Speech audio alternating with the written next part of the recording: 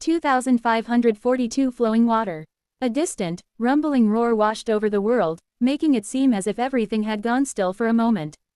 It sounded like an enormous beast was stirring awake somewhere far away, rising from its slumber as forests and mountains rolled off its broad shoulders. There was a flash of lightning. Half blinded by the rain, Sunny unconsciously took a step toward the parapet. The others did the same, all looking in a single direction with tense, confused expressions, toward the source of the rumbling sound. They were facing north. What? Effie's voice drowned in a deafening thunderclap. Sunny inhaled sharply. Somehow, he knew what had happened, and what was going to happen, as well. The world was dark, obscured by the heavy storm clouds. Still, some light penetrated their thick barrier, and Mirage City was enveloped in a dim twilight. The restless surface of the Mirror Lake was stirring in front of them, and beyond it, the great mass of the drowning city sprawled on the distant shore. Beyond the city were the mountains, and the ancient barrier of the northern dam. That dam was breaking apart now, unable to endure the crushing weight of the artificial lake hidden behind it. It had held proud for thousands of years, withstanding the ruthless tyranny of time and the fierce assaults of natural forces, but it had not been able to withstand human corruption.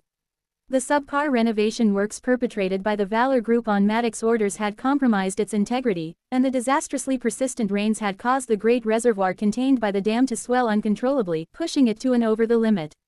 And now, it could not hold any longer. Sunny's eyes widened as he watched the calamity unfold. At first, it was a single crack that appeared on the great dam. The floodgates had already been opened to relieve the pressure, with foaming torrents of water pouring down from a vast height. However, that was not enough. The crack split the dam from top to bottom, spreading across its surface with the speed of lightning. It was narrow and barely noticeable, almost impossible to see. However, a second later, that small crack became a devastating breach. The still water of the reservoir had become an unstoppable monster, wielding power so awful that millions of tons of stone and concrete were flung outward as if shot from a cannon. The entire middle section of the dam exploded, with giant chunks of stone flying into the outskirts of the city below and crushing residential buildings as if they were paper boxes. What followed the annihilating debris was much worse, though. Sunny froze, enthralled by the distressing visage and unable to move. His companions were motionless, as well, witnessing the scene of utter destruction in a deafening silence. The water roared as it escaped its prison. It rushed through the wide breach in the damaged dam like a living being, hungering for human souls. The titanic torrent was too vast for its scale to be fathomed, or for its force to be measured. Looking at it, Sunny felt something that he had not felt in a long time. The utter, frightening awe that mortals felt in the face of the insurmountable power that dwarfed their very existence, the terrifying power of hostile, untamed nature. The torrent of water hit the outskirts of Mirage City and swallowed them whole, flowing far and wide to consume everything in sight. The buildings, the streets, the rushing PTVs, the tiny figures of the terrified people, all of it was washed away in an instant, crushed and broken, ground into nothingness and drowned in the foaming expanse of raging water. Of course, the flood did not stop there. The powerful current rushing through the breach in the dam did not weaken. On the contrary, as more of the dam collapsed, it became more potent. The great tidal wave that had swallowed the outskirts continued south, devastating the northern areas of Mirage City. The rivers running toward the Mirror Lake swelled and overflowed, escaping their beds. Their flooding caused by that was merely a promise of the imminent disaster, though. All across the city, the heavy iron covers of the drainage pipes were sent flying into the air. Towering plumes of foaming water shot upward like geysers. It was only then that the thunderous roar of the collapsing dam reached the distant parts of Mirage City, and people on the streets froze in place, looking north with confused expressions. The flood utterly crushed and destroyed the northernmost parts of Mirage City. However, the rest of it was not spared, either. Even if the obliterating force of the tidal wave had been exhausted as it moved further away from the broken dam, the water still continued flowing. In the districts north of Mirror Lake, the water flowed freely across the streets, rising higher and higher. It swallowed the PTVs and the pedestrians, collecting an unimaginable death toll. Some of the buildings were partially flooded, some even submerged in the water completely. The citizens trapped in them had not survived, either. Standing by Sunny's side, Effie let out a strange cry and grabbed the parapet, her fingers turning white. Finally, the flood reached the Mirror Lake. It stopped the torrent for a while. However, the level of water in the lake rapidly rose, Soon enough, the slopes of the mountain and the stone steps leading to the castle disappeared beneath the surging waves, leaving only the platform directly in front of the great gates above the tide. By then, the Mirror Lake had overflowed, as well. A secondary wave poured from the confines of its shores, joining the flood as it rushed south. The narrow streets there funneled the water, giving the torrents more strength. Nothing could withstand the terrible force of the flowing water, and everyone who had been looking north minutes earlier drowned with terrified expressions on their faces, unable to escape. Everything in sight had drowned in the vast, unstoppable current. Sunny had seen this scene before, he had seen it innumerable times. Every time the night came to the forgotten shore, the dark sea would flood the crimson labyrinth and destroy anything and anyone who had not found shelter from its fury. Only, this time, it was not abominations that were being destroyed by the rushing water, it was people. The streets of Mirage City become their watery grave. Something like that must have happened in the True Bastion, as well, thousands of years ago. Soon enough, the Mirror Lake seemed to have expanded greatly, growing to cover the entire area where Mirage City had once stood. Here and there, the edifices of skyscrapers rose from the water like orphan towers, but most of the city was hidden under the mass of water. At the heart of the Great Lake, the castle stood lonesomely among the waves. The Oth-G Mordred swayed as he took a step back. His expression at the moment was hard to describe, even if someone was in a state to pay attention to such details. Everyone seemed stunned and petrified by what they had just witnessed. Except for Sunny. Sunny, on the contrary, was restless. I missed it. Damn it, how could I have been so foolish? How could I have been fooled again? While everyone stood still, he suddenly spun around and raised his revolver. Aiming it at Mordred's head, Sunny then gritted his teeth and pressed the trigger. 2543 double cross. It was impossible to dodge a bullet, for a mundane human, at least. And yet, that was exactly what Mordred did. He had been looking at the harrowing sight of the drowning city with the rest of them a split second ago. But when Sunny's revolver thundered, aimed at his head point blank, he leaned sideways with superhuman speed, allowing the bullet to fly past. Damn it! Mordred took a step back, coming to stand near his other fragment. The first to react was Saint, even if she only turned to look in his direction. Morgan and Effie spun around, wary and trying to understand what had happened. The other Mordred was the last to realize what had happened, reeling back in shock. Mordred reached a hand and grabbed his arm, preventing him from losing his balance. Goodness gracious, Sunless, what was that for? His smile was as pleasant as ever, but it did not reach his eerie, mirror-like eyes. Sunny gritted his teeth. That was to slow you down. He knew, of course, that simply shooting Mordred was not going to kill him. But it was bound to destroy his body and force him to search for a new one. In fact, I should have aimed for the other one. Sunny belatedly realized that he had made a mistake. But there was no time to feel regret. He finally realized the source of the feeling that he was missing something that had been plaguing him ever since the throne room. Sadly, it was already too late. His hands are clean. When Mordred descended from the gallery, his hands were bloodied. But now, they were clean. It was a small detail that would not have read in most circumstances, but held a frightening meaning here in Mirage City. Sunny had failed to register the fact completely. But just now, as they were watching the city drown, he saw something in the periphery of his vision.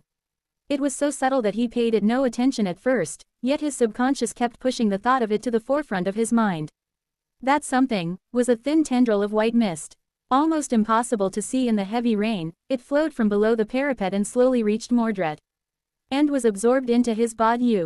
That white mist was the essence of the other who had played the role of Matic before being killed by the Prince of Nothing. The body had fallen all the way down to the courtyard, shattering as it crashed into the roofs of the main keep first. It had taken the mist quite some time to reach all the way to the highest point of the Great Tower. That was probably the very reason why Mordred had chosen to kill Matic by pushing him down. The body was gone now, just like the bodies of the rest slain by Saint disappeared without a trace. That was why the blood was gone from Mordred's hands. The corpses of the mercenaries he had killed dissolved into mist, and their blood followed. I should have realized sooner. Sunny cursed himself bitterly. It made so much sense, in hindsight. There were too many strange things about the Palace of Imagination, so, overwhelmed by them, he had not thought about the reason why Saint was able to absorb the ghostly essence of reflections in detail. The answer was obvious, though, it was because she had an affinity to Nothing. And who had the same affinity, as well? It was Mordred, the Prince of Nothing. And the other Mordred, too.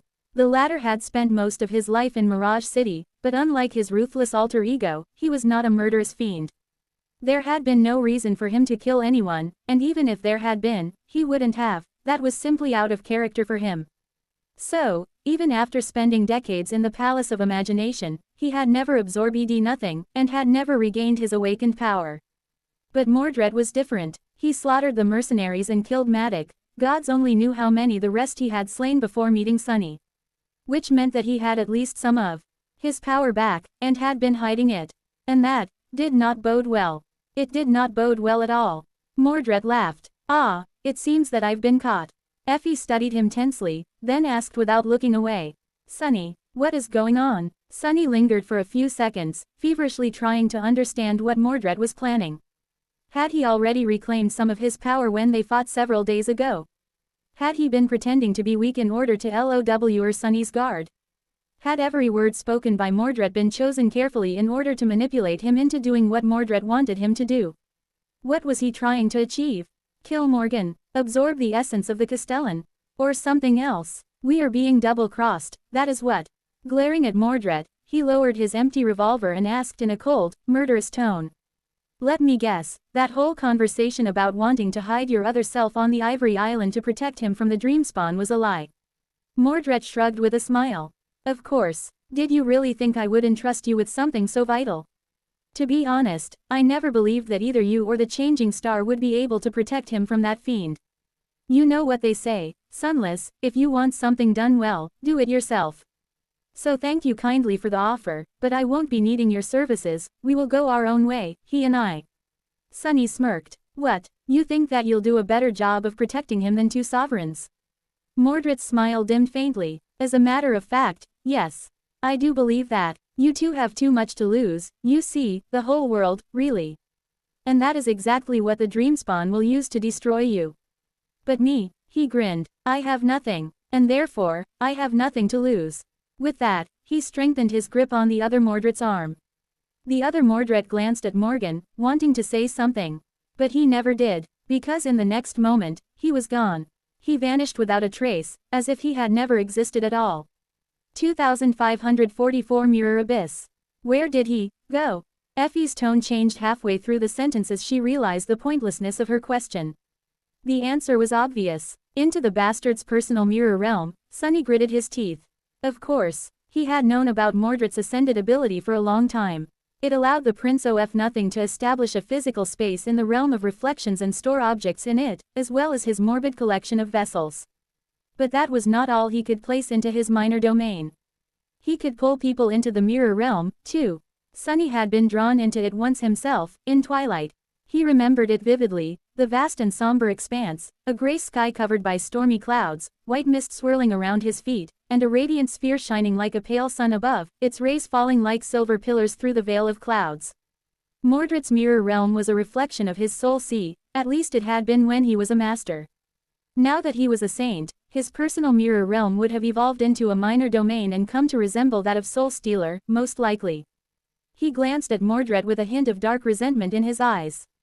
Mordred chuckled. Yes, indeed. Back when I needed to hide him, all those years back, I was merely awakened. I did not have such a convenient power yet, but I do now. Is there a better place to hide my flaw than my own soul sea? Where would he ever be safer? Nowhere. As long as I keep him imprisoned in my soul, I will always be able to keep an eye on him.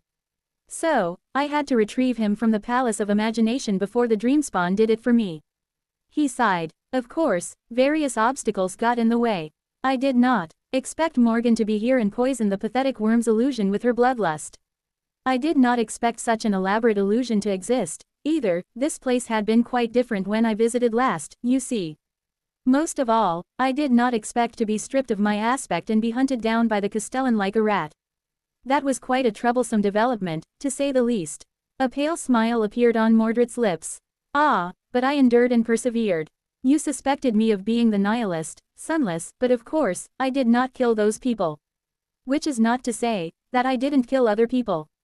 He laughed. It's just I would never be so careless as to leave bodies lying around. I planned to dispose of them using the drainage collectors at first, but what would you know? There was no need. My victims, unlike those of the nihilist, simply disappeared like mist. Mordred inhaled deeply and glanced at the harrowing vista of the drowned city with regret. Such a waste, but no matter. I managed to survive the pursuit of the Castellan and even recover some of my power, not enough to unlock my ascended ability, sadly, and not nearly enough to take the axis of this entire world and get out alive. With all my spare attires destroyed, I needed someone who possessed a role in this bizarre world to do it for me, to get me close to my flaw, at the right moment. You have my gratitude for that, Sunless. He shrugged. Oh, and for bringing me all these mercenaries on a silver platter. With their lives and that of Madoc, I finally managed to regain access to my mirror realm. So, this is where we say goodbye, I guess. Sunny smiled crookedly. What a polite farewell. Something tells me that this is not how you were planning to part with us, though, you were probably planning to kill us first before leaving to turn the tables and hunt down the Castellan like a rat, instead. However, you failed to anticipate one thing, didn't you? He glanced at Mordred with a chilling darkness nestling in his eyes. You failed to anticipate Saint. Saint moved slightly at that moment, looking at Mordred with cold, frightening indifference. His smile faltered for a split second. Why, yes, I loathe to admit it, but I really did not anticipate that your gorgeous companion would turn out to be one of Nether's children. What an ill-fated coincidence, or possibly a fortuitous one, who's to say? But you were wrong, Sunless.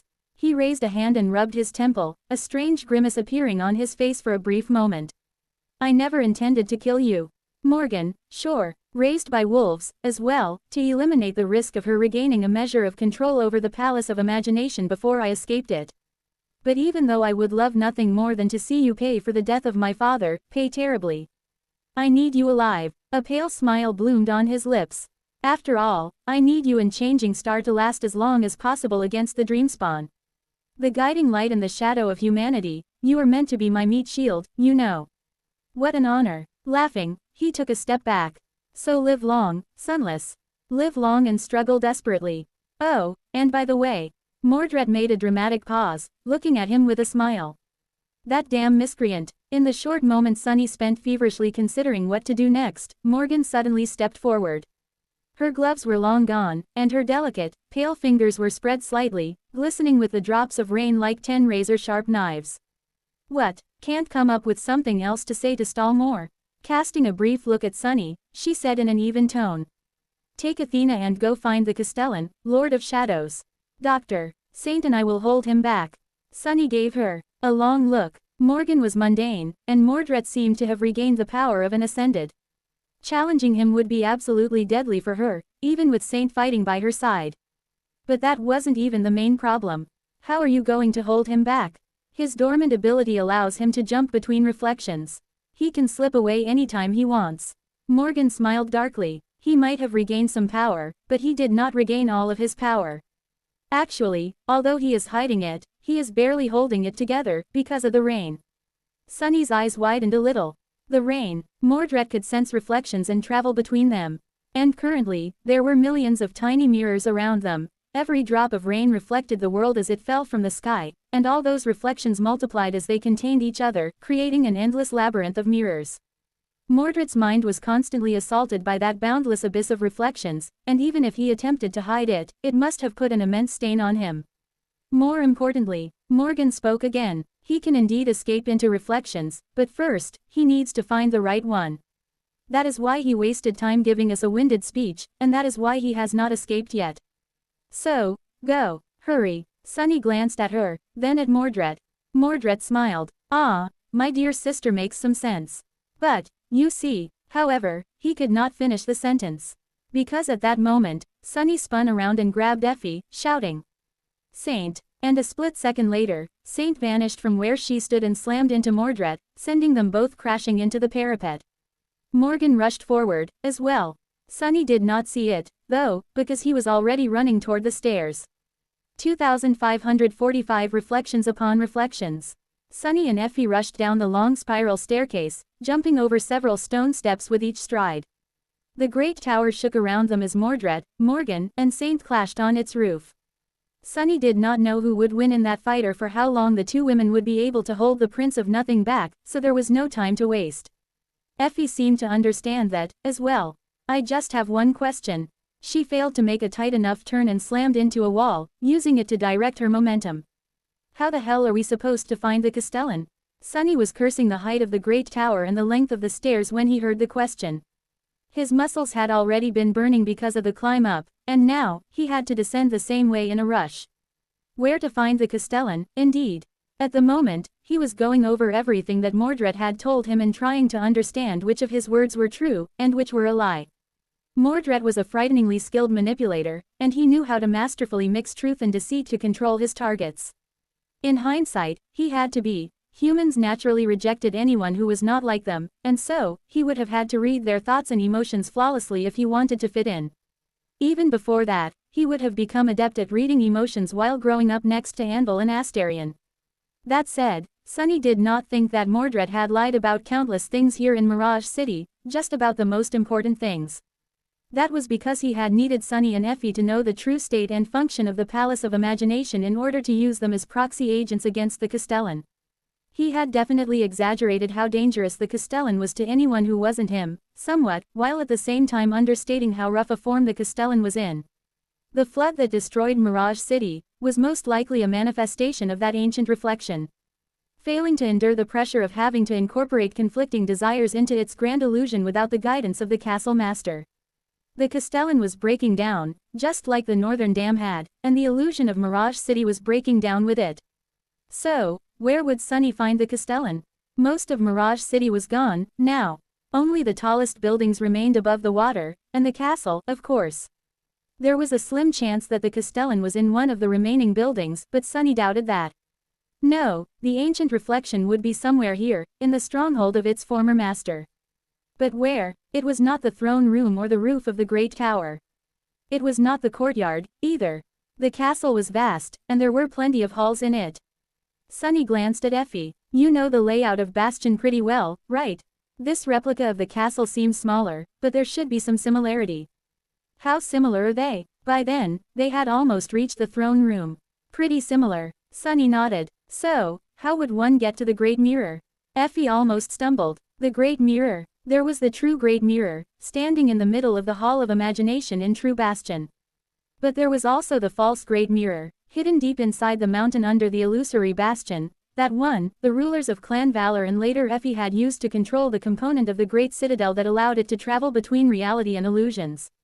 The false Great Mirror led to True Bastion, while the real Great Mirror led to the Palace of Imagination. But there was a castle in Mirage City, as well.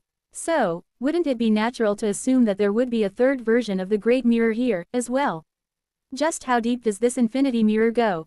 Effie remained motionless for a moment, looking around with a bewildered expression, then nodded resolutely.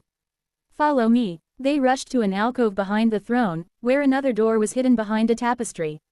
The castle itself was a labyrinth, but Effie was able to navigate it with at least some level of confidence. She had been ruling Bastion for more than a year, after all, so this was a replica of her seat of power. Where is it? Where is it? Soon, they stopped near an unassuming wall. Looking around, Effie pulled on a metal torch holder fastened to the wall, then turned it slightly. A section of the wall suddenly receded and then slid sideways, revealing a dark passage. Effie smiled faintly. Still works. However, in the next moment, both of them froze. What is this? As soon as the secret passage opened, a peculiar sound reached their ears. It was quiet and subtle, as if coming from a great distance, but also impossible to ignore due to how out of place it seemed. Sunny was pretty sure that what they heard was music. It was a clear sound of strings being plucked to sing a haunting, melancholic melody. They glanced at each other, not knowing how to react. Let's proceed. Effie nodded, just as bewildered and disturbed as Sunny. They entered the secret passage, traversed a maze of dusty stone corridors, and reached a deep well leading to the depths of the mountain. A narrow staircase was clinging to its wall. They descended it without wasting any time, knowing that somewhere far above, Morgan and Saint were fighting Mordred with their lives on the line. The deeper into the depths of the mountain they descended, the clearer and louder the forlorn melody became. Until it filled their ears completely, making them both feel like they were lost in it. Soon enough, they reached the bottom of the well and found themselves standing in front of towering gates. Sunny held his breath for a moment, then took a step forward and pushed the gates open. Out there behind them stood a vast underground chamber, much too vast for the scale of the mountain, clearly greater than the space it was supposed to take up. An immense mirror was standing in its heart, towering at least 100 meters in height. It was covered by a sheet of thin black fabric, which moved slightly in a ghostly wind. An infgant of the mirror, sitting on the stone floor with his back to them. Sunny and Effie finally beheld the Castellan.